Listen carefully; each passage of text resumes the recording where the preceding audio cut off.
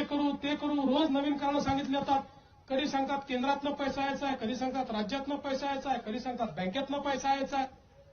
ज्याला मदत करायची असते त्याला बहाणे कधीच सुचत नाही.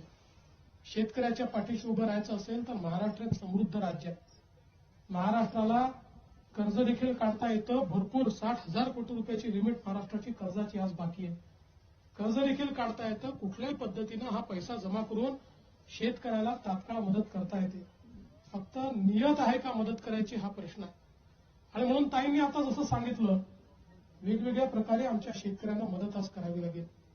आज खऱ्या अर्थानं खरडून गेलेली जमीन आहे त्याच्याकरता वेगळी मदत करावी लागेल. आज पाणी काढण्याकरता मदत करावी लागेल. अनेकाचे पंप वाहून गेले त्याची मदत करावी लागेल. लाईटचे पोल त्या ठिकाणी बसून गेले त्याची मदत करावी लागेल.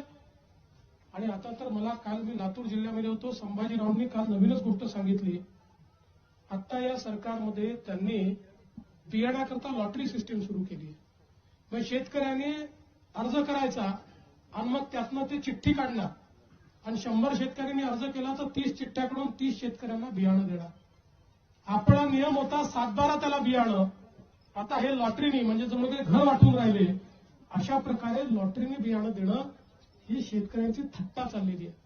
आणि म्हणून आम्ही तुम्हाला आश्वस्त करायला आलो, आम्ही विरोधी पक्ष म्हणून चूप बसणार नाही.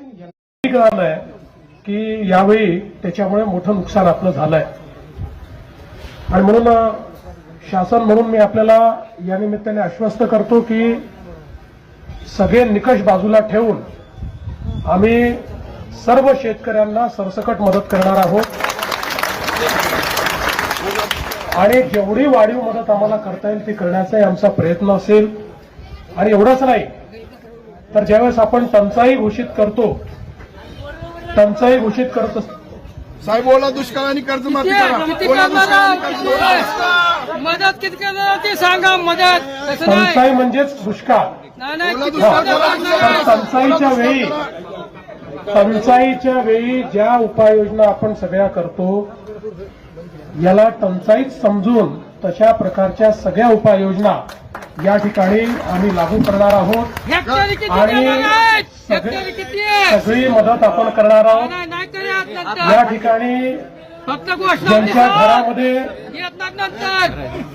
घरामध्ये पाणी घुसलेलं आहे ते बघा, राजकारण करू नको, राजकारण नाही करायचं.